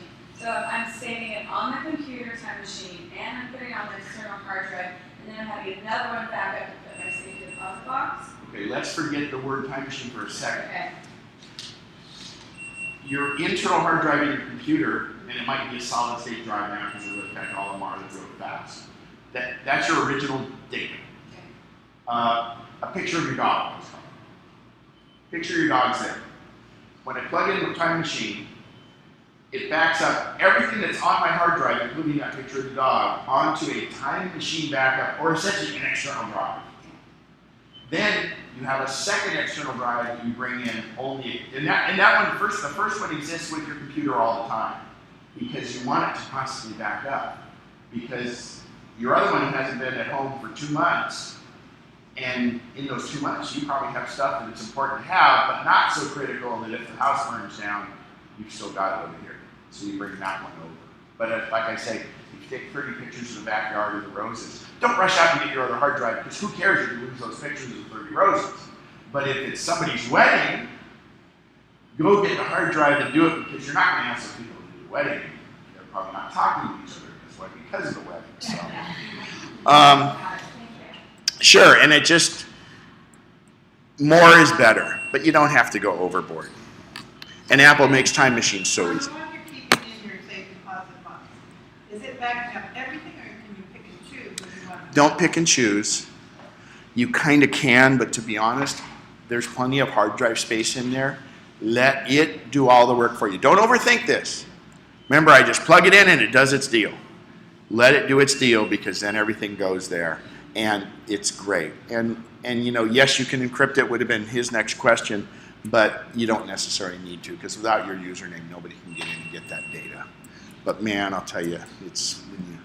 Okay, so if I had an iPads and iPhones don't enter in. sorry, a laptop Mac and my computer PC Mac, can I use that external hard drive back and forth No. if they're both home? No, because it's formatted specifically for the Mac, actually specifically for the time machine, and the PC can't read it, so you need a separate drive. Well, you already have one for that, and they need to stay separate. Now, if you have 2 Macs, no problem. It discerns which one it is, and if you have multiple users, it backs up all the users, and it knows which one So it is. separate Mac, separate. If I had 2 Macs, I do. I can run my hard drive, my backup hard drive between the both, and it says, oh, that's that one. Okay.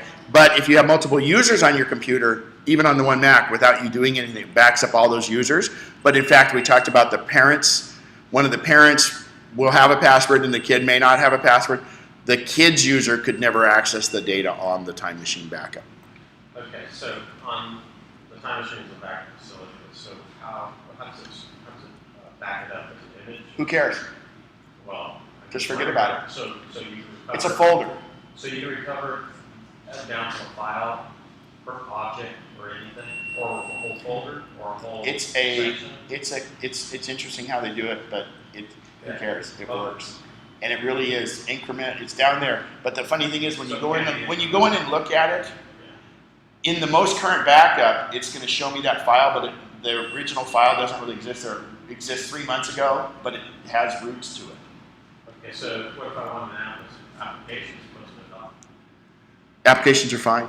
So either, You go find it in Time Machine and you click restore, and whatever it is you chose comes right back in. okay, good. Yeah, and again, you guys, don't worry how it works. If you need it, that's when you should call me. It works perfectly and easy, but the backup part's the easy part. It's when you recover stuff. It's super easy, but believe me, that's a stressful point. So you need a little hand holding, and it's, okay, click here. I can even get on your screen with you and help you and stuff, but it is so bloody. Just knowing it's there makes it so you can relax, and especially on a computer, it doesn't get viruses. I mean, you're not going to need to restore it that much, but inevitably, people delete things they don't mean to. We can go back and find it. I've had that problem with somebody's Safari got all screwed up. We went back 2 months ago and just said, okay, we'll go replace it with this old version of Safari, pops in, and it works great. So, and more importantly, if you get a new Mac, or you have to rebuild yours or something, boom, it's one step and you do it. All right, we're going to go into mail. Excuse me. Apple Mail is the little postage stamp. Now, many of you are probably using a browser to go to yahoo.com or one of your other sites. Who here is not using the Apple Mail postage stamp? Okay, it's okay. I encourage you to use it. It's a lot easier, and it's super easy to set up. So the first time you click on mail, it'll say, well, do you want me to set this up with your account? And you just put in your credentials and let it check it. Now, it does not make it so you can't go check it by going to Safari and going to the website. Remember, they exist in the Rock, and all these different things can go check it. I could have 3 different mail programs, 5 different Macs, and they all go check the Rock for the information. So by using Apple Mail, you're not keeping yourself from checking it any other way. So give it a try. It's great. And the reason it is because like everything Apple, everything ties together, which I'll show you here in a second. So first thing I got to tell you is Apple, remember we talked about how minimalist they are. Well, you notice all these little icons up at the top. Well, the human eye picks up colors and shapes really well. So let's make them all gray in the same shape, right? Stupid. But even I, who's been around a Mac for a while, is not sure what all those say. So I go up here to View. We're going to adjust the view. And I say Customize Toolbar. And down here at the bottom, I want to change Icon Only to Icon and Text. You'd think Apple would have done you the favor of putting the words under what it was. But they didn't. And now you can see what the icons mean. In every mail of window, like reply, new message stuff, you'll have to do that. I really encourage you to do that. Now, you'll notice the mail here, if they have a little paper clip, it means there's an attachment. In this case, this attachment is this photo. This is actually one big photo. Many times you get emailed a photo, and you want to get it in iPhoto. And you download it or drag it to the desktop and then drag it to iPhoto and all that. Come on, it's Apple. I move my cursor right up in this area right here, and I hover over this, and when I click on this little thing, it says, oh, export to iPhoto. I'm going to click that. It automatically fires up iPhoto, and that or many other photos that were in there get imported into iPhoto for you, right from mail. Now, I'm going to delete that one because I have to show that one in every class. Now, I can reply, I can hover over this, I can reply, I can forward, I can reply to all. But what I want to show you is new message. When I click on new message, this is the screen I get. Again, no icons. We can fix that. We can customize the toolbar, etc. I'm going to just do what's called control click or right click if you have it enabled, and boom, I put icon and text there. Now, we have the to column, the CC, the subject, but there's no BCC. And those of you that send out mail to a lot of different people as a group, you should always have BCC. So I go down here and I say BCC and turn it on. Now, from this time forward, BCC will always be on. You don't have to use it. BCC is very good net etiquette if you're sending out to a bunch of people. Send it as BCC so you don't get that list of everybody else's email on there that's really bad. Also, some people are under the misconception that if I have something in BCC, I also have something in to. You don't have to. BCC is standalone. The beauty of BCC is everyone doesn't see everyone else's email address, and in fact, it looks like you're giving it personally to that person. So if you do have a group to send out to, that's fine. Now, when I do, so I just start typing. Remember we had Johnny Appleseed earlier. I just start typing a name, and I choose from my pull-down menu, and there it is. I can hit return, and I can start adding Bob Bowman, you know, keep going like that. Now you'll notice it doesn't show the whole email address on Bob's, it just shows his name in his address book. But if I click here, I could say, oh, okay, there's his real email address. I'll just type test in here. Now, many things, I'm going to make sure, let's see, iPhoto is quit, good.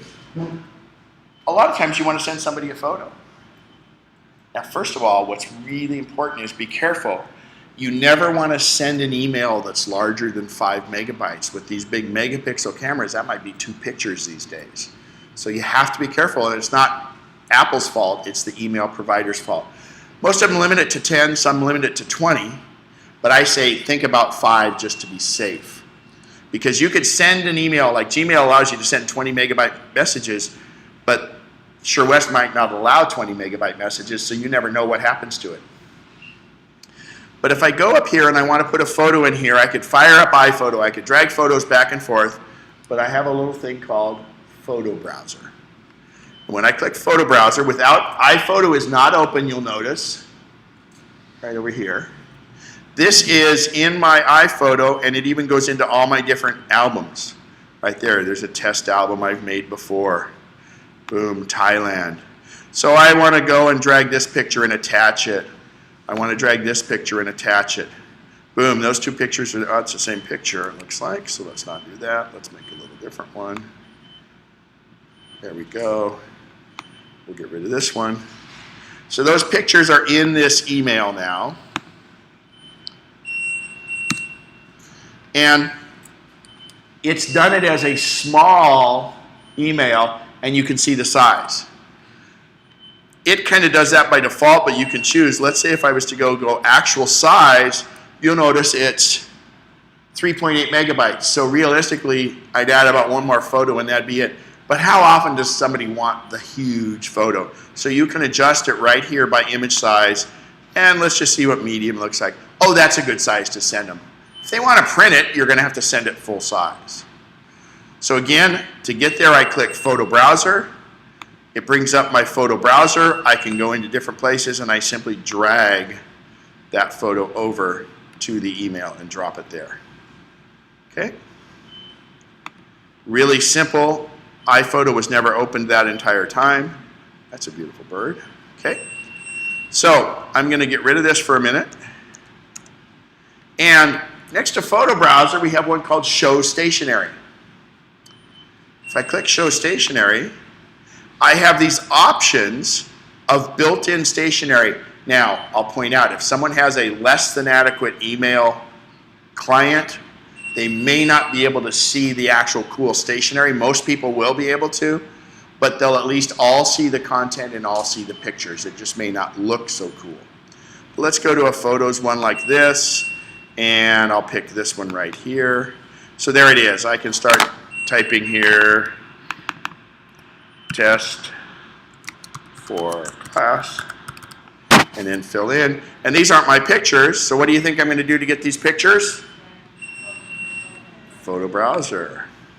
And we're going to bring this one into the center, this one, and the giraffes.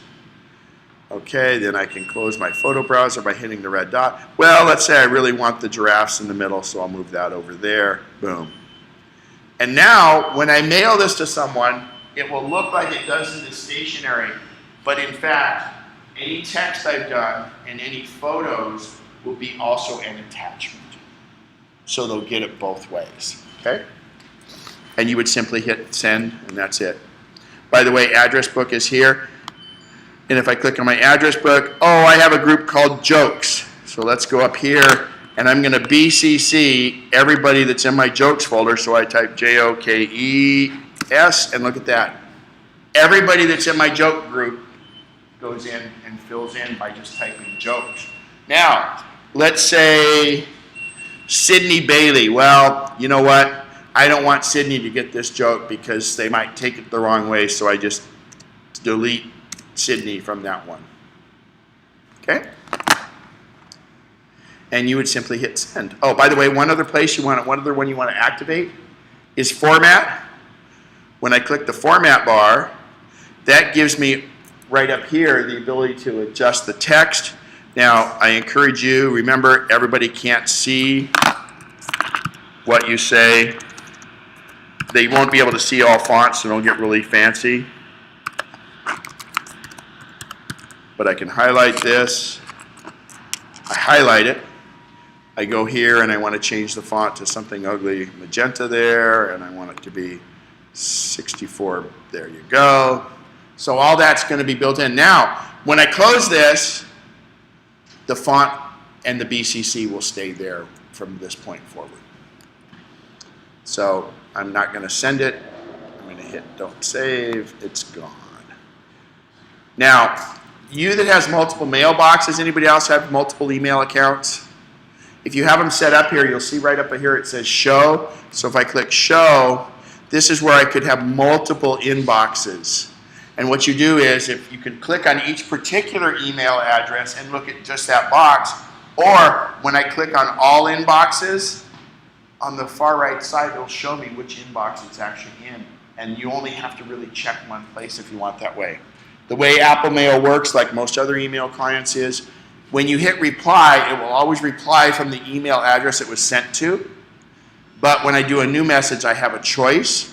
So if I were to hit new message, there'd be a line right here.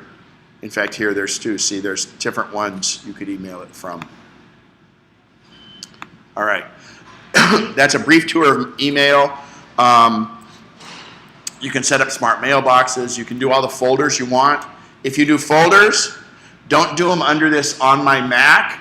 Make sure you do them down here under your account, because then they will be over on your iPhone, your iPad, and on whatever server it is. Anybody here use Exchange Server? Okay, good. It works fine with that anyway.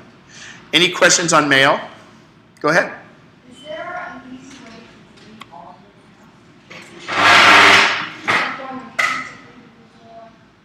of them? Why would you want to delete all your emails? Well, and I guess after Well, no, this comes from the guy who used to think he was a hoarder until he saw one of those shows, and now I think I'm a little more normal because I have 100,002 emails. because I have when I loaded all my stuff up on the Mac. Oh, when you loaded it up first, it brought in a bunch of old email? All these old emails. I don't have to get rid of them. Like, it doesn't go to each and every email.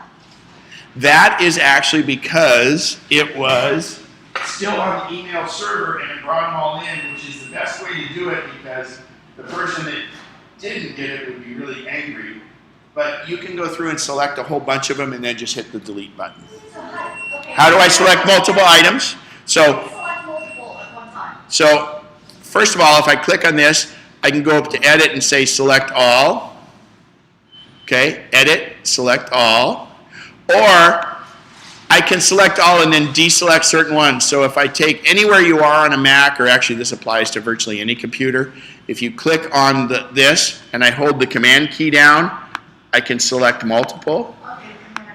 Or if you want to select contiguous, I click on the first item, hold the shift key down, and click on that, and it does contiguous.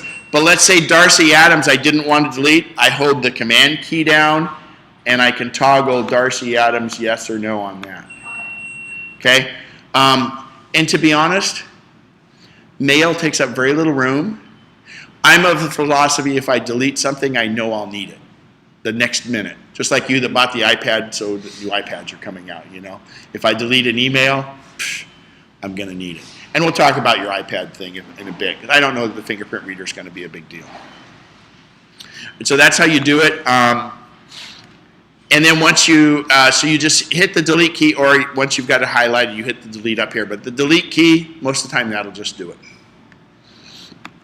All right, we're going to quickly go into Safari because there's some cool things. It's just a browser, right? Well, no, it's not.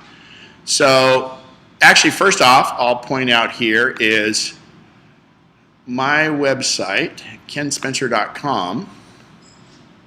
Today's class that we're recording will be posted here under classes, and if you ever want more the copy of the sheet you have there too, it's under Mac Sheets. But if I click on classes, excuse me, you simply go here to Video Archive, and it brings up my YouTube channel with all my classes on it. And they're boring. It's me talking, and it's the screen. It's everything you're getting right here. It's what you see on the screen, including what we're talking about, but they're there. But you know what? There's a ton of great tutorials out there. But these are all there. They're free. It's no big deal. I have under one of these, let's see, iPhone plans, because all the iPhone carriers are changing. I spent a week preparing this document, and in that week's time, there were 3 different changes from cell phone plans and stuff, because this is the big time that all that's happening right now. Anyway, that's at kenspencer.com.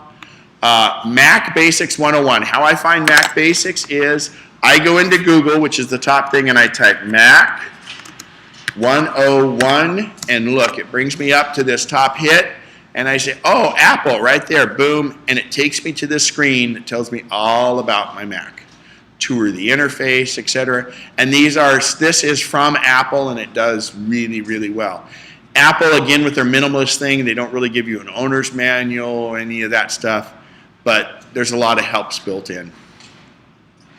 I explained Mac Nexus, the Macintosh users group, and here's the Lincoln Hills users group. And I don't know what this one, oh, okay. Let's get rid of this. All right, so now if I go to .com. So the main page on CNN.com is always changing. It's kind of like a table of contents of articles that are current. But if I go down here and I click on a certain article, like New York City beer cruise runs aground, right? Well, one thing you want to be careful of is don't kill peaceful, selfless man, wife pleads. So ISIS is holding this guy. And what if somebody says, oh man, I hope this guy doesn't get hurt. And you send them a link to CNN, and the way you send an email link is you simply go to this little share button right here, and you click on it and say, email this page. And when it forms an email, and normally it'll just create a link to this page, and that's the main CNN page. And you say, well, I hope this guy's okay. I really feel sorry for him. And you send this to somebody, and 3 days from now they pick up their mail, and the headline on CNN is, child molester is finally caught. And you said, oh gee, I hope this guy's okay, because the headline changed. And it could be totally taken out of context. And you could look, they're not going to tell you what they think about you, but they're going to go, ooh, I don't know. But if I send it as a web page, it is the current version of that web page, and everything's linkable. So be careful. Now, that being said, the safe way to do it is, remember oops, I didn't mean to quit Safari. Oh, I did, good. All right, so now if I go back to down here, and it was, what was it, Beer Cruise. If I click on that particular article, now you'll notice it's not just CNN.com up there, it's the whole thing. Now, if I email this link, that's fine. Okay, that works just fine. But look at this. I've got Audible, I've got all this garbage on it. Who wants to see this stuff, this video playing and commercial and all this? Well, that's what pays for those websites. But Apple says, let's clean this up for you. And you'll notice up in the corner here, this used to be gray, it's blue, and it says Reader. And if I click Reader, watch what happens. Look at how clean a version I get of that. First of all, to print it, how much cleaner is that to print it? I can adjust the text, bigger, smaller, and that's simply Reader. I can turn it on and turn it off. But remember, Reader won't always be there, because when I'm at the main CNN.com, there's no way Reader can do that. That's just a table of contents. And some websites do not allow Reader. On your iPad or your iPhone at the very top, there's some straight little lines. You tap on it, and that's Reader. Reader is wonderful and clean, and again, but it's not going to be there every time. See, it's grayed out. So if I go to the article about the beer cruise and hit Reader, there it goes. And again, you'll love it when it's there, but don't expect it to be there every time. All right, you can bookmark things by hitting the plus sign. I like to drag things down right to my bar right here, so I have instant access to them. Now when I do, look how long that title is. So I'm just going to type it and make it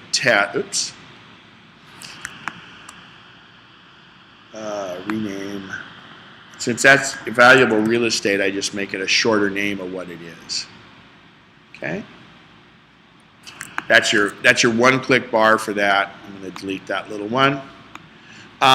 Safari, when you go to print, first and foremost, pretend like you didn't see that. There's how it comes with Show details needs to be pressed right here. When you click show details, it gives you more choices on your printing. And again, the first time you do this, it's there every time after that, because you might want to select page 1 of 2. We know inevitably when you print something on the web, see, like that last page has no pertinent information on it. So you would deselect that. You can save it. Let's say you're at Amazon and well, there you don't have to worry about too much to email it to you, but let's say you're booking a flight online or doing something like that, and you can sit there and, rather than printing out what it is you're trying to do, like on rebates I do this, I'll say save as a PDF file, and I save it on my computer, and therefore if I ever need to print it, I can. Okay? So I'm going to change back to that and cancel. But remember, so also too with I'll show you actually when I hit print and I hit show details, I think,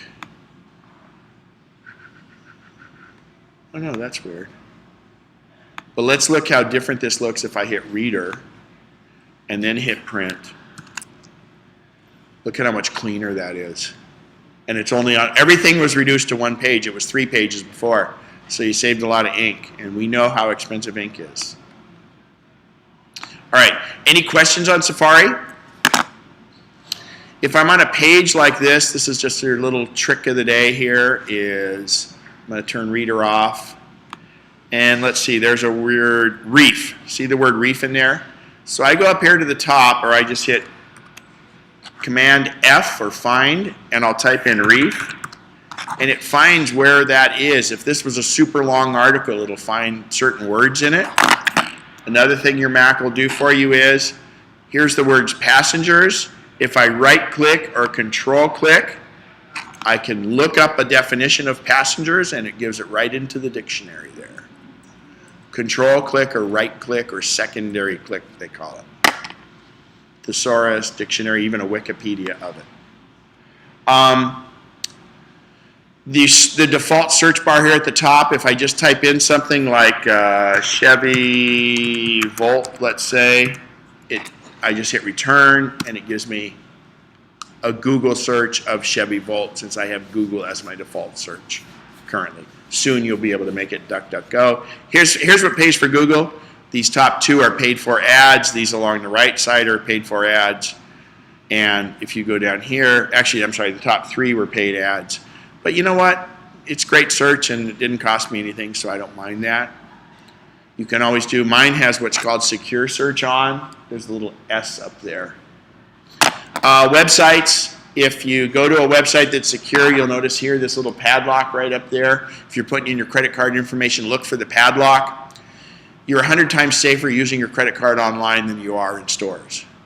You didn't hear about Home Depot online getting hacked. You heard about Home Depot stores getting hacked. Same with Target. Okay? Last thing I'm going to delve into is photos. We have about 2 minutes, so here we're going to make a slideshow. Think we can make a slideshow in 2 minutes?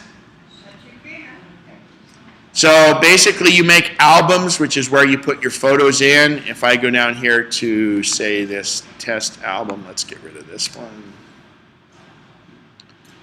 Delete. So I've got an album for Thailand here. Yeah, that's not many pictures. So I can go through, I can change the order. Once things are in an album, I can change the order of them all I want.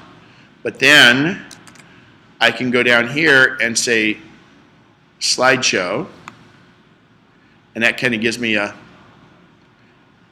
choice. I'll pick vintage prints, and I'm going to hit play. Now it's got built-in music. You can add songs from iTunes. Unfortunately, because the way this goes, oh, it is working. It wasn't before. So I just made an album, and I put those pictures into a slideshow. Oh, I only have one photo selected. That's probably not good. Sorry. Pilot error. Pay no attention to the man behind the curtain. There. Now let's do a slideshow. Well, actually, let's just here. Share.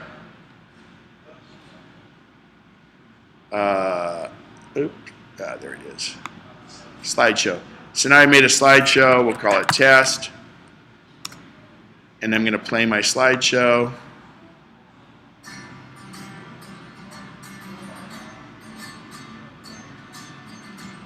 That's how tough it is to make a slideshow.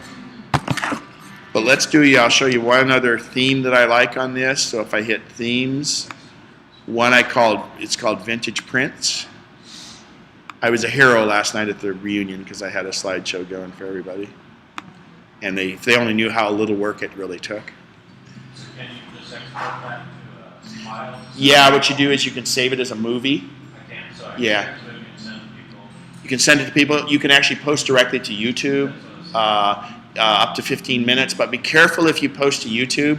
If you use copyrighted music out of iTunes, YouTube can say, the artist has the option of saying strip the music or show an ad for the artist or different things like that, and that's it. But any of the music that you hear here is pre-programmed music from Apple, and it's all public domain. Apple has paid to be able to let you use this.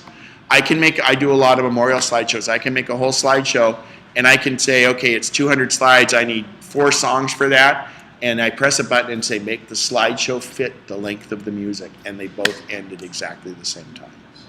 Now, you can get super fancy with your slideshows, but the old adage is, just because you can do something doesn't mean you should.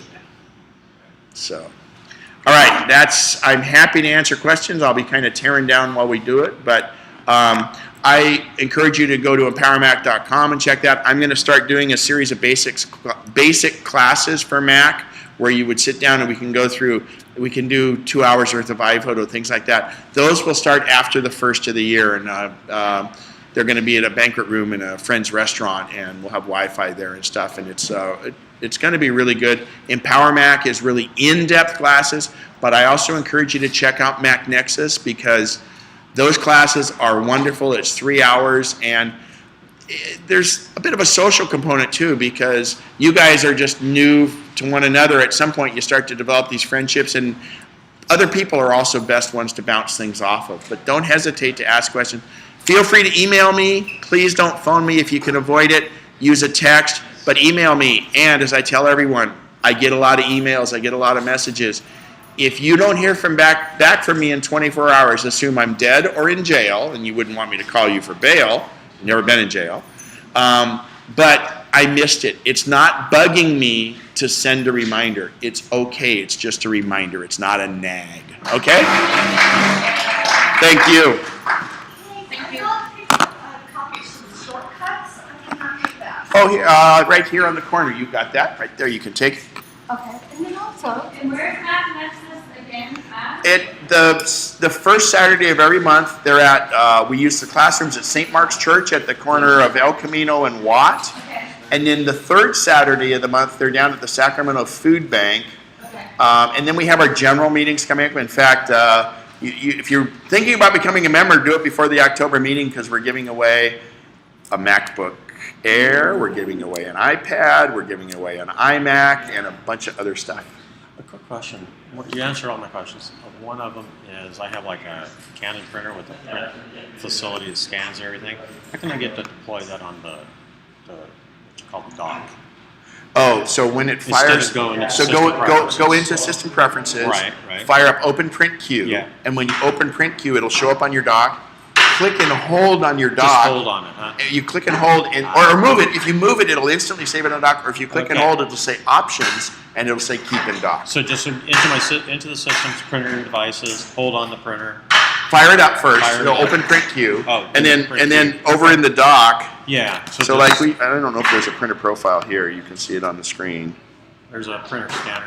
Yeah, but I don't know if any are added. Oh. Oh yeah, there is. Oh, because it's my other printers. So if I say here Open Print Queue, Okay. it opens on the dock. Now if I click and hold Yeah, on the that's dock, Exactly. Went away. Options, Keep in Dock. Okay. Or if you Great. click and drag it on the dock, it says, oh, well, you must want to keep that on the dock. Right. Got it. Yeah. Oh, it slipped in the side here. Okay. So that's all you do to retain it permanently? Because Yes. it disappeared when I went out of the print queue. Yep, exactly. Because it only, again, it's the minimalist thing. Hey, you don't need to see it the rest of the time. Sometimes it's aggravating, Yeah. Thank you. I have a question about the phone. Since Sure. you have the new 6. Uh-huh. Okay, when all my emails came over, they restored emails from.